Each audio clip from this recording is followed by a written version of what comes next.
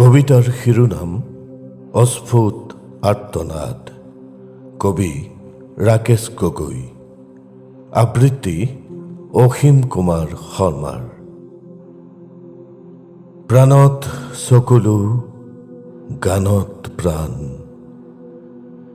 গানতেই বান আৰু বাকৰুদ্ধ অস্ফুট তান। তুমি বিহীন পদূলি উচুপনিৰ মাজ বাটত বিষণ্ণতাৰ সমতল। নিয়তি নিয়ম একবিংশ ইত্যাদি মাথো মুক। দুবৰি বনবোৰ নাঙত হৈ শুই থাকে। নাঙত নহয় আচলতে দুবৰিবোৰ, চাৱনীবোৰ নীলাজ।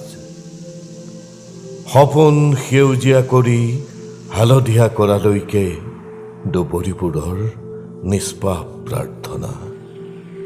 কুঁৱলীবোৰক বাট আগচি ধৰি ৰাখে অপমৃত্যুৰ পৰা। বতাহজাক তেতিয়াই অশান্ত হয় যেতিয়া আশাবোৰৰ পাহি সৰি যায়। ধুমুহাজাক তেতিয়াই অবুজ হৈ পৰে যেতিয়া সপোনৰ ঠিকনা হেৰাই যায় অজানিতে। তেওঁ কিয় হ'ল বাৰু প্ৰশান্ত, উদাৰ, নিৰ্বিকাৰ? নাছিলে নেকি যুঁজিবৰ জোখাৰে উশাহ? নিয়মবোৰ কি নিয়মেৰে ভাঙে নেজানো। নিয়তিৰ চলনাবোৰ কোন নিয়তিৰ নাজানো। মাথো জানো কলিজাৰ জুই কলিজাতে জ্বলে, পুৰে কলিজাকেই আমাৰ। সৰা পাতবোৰে এতিয়া উচুপে নিজান ৰাতিৰ সুৰুঙালৈ। কিয়নো তেওঁ শিকাইছিল বৃদ্ধ বুদ্ধ যোদ্ধা কিম্বা ভৃত্য সকলোকে দিবলৈ ছাঁ, শীতল ছাঁ। শিকোৱা নাছিল কোনোদিন বুকুৰ পৰা বুকু কাঢ়ি নিবলৈ, চকুৰ পৰা চকু আঁতৰাই থবলৈ। প্ৰাণত গান আঁকিবলৈ শিকাইছিল তেওঁ, আৰু সৰল নম্ৰ নিখুঁত মানৱীয়তাৰ আদিপাঠ পঢ়াইছিল চুবুৰীৰ আন্ধাৰবোৰক। পৃথিৱীখন শুই পৰাটো নিবিচাৰিছিল কোনোদিন। জোন বেলি তৰাৰ আয়ুস বঢ়াব খুজিছিল, নদীক দিব খুজিছিল গতি আৰু পাহাৰক উচ্চতা। নিয়মবোৰ তেওঁ মানিছিল, সঠিক নহলে ভাঙিছিল নিজেই, আকৌ পাতিছিল নিয়মবোৰ পালন কৰিবলৈকে। তেওঁক বিদায় দিলো আৰু তেওঁ আমাক।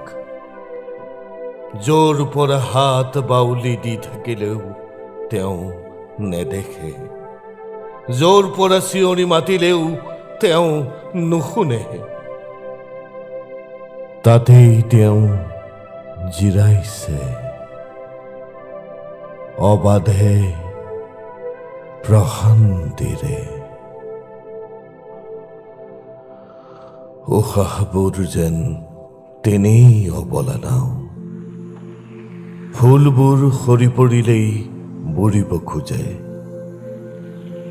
জীৱনৰ বাট বোকাময়, কাঁইটীয়া হলেও আগুৱাব খোজে। বথাকে সাৰথি কৰি গুচি যাব খোজে অতল জীৱন সমুদ্ৰ। তেওঁৰ উশাহে নোৱাৰিলে চুবুৰীৰ নিৰ্জনতা ধৰি ৰাখিব। সেই বাট সলাই বাট ললে আও বাটে।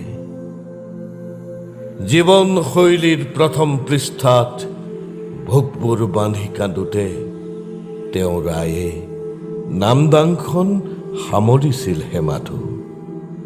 বীজগণিতৰ দ্বিতীয় সূত্ৰ খৈয়ামৰ ৰুবায়তত বহি লৈ তেওঁ মেলি ল'লে দ্বিতীয় পৃষ্ঠা।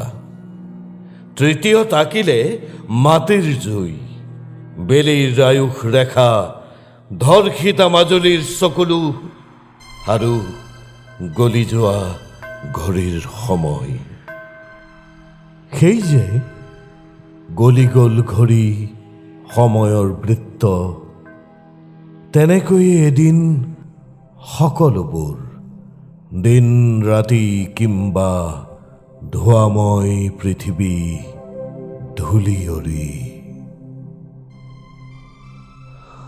পোখা মেলা এটা যুগৰ অৱসান।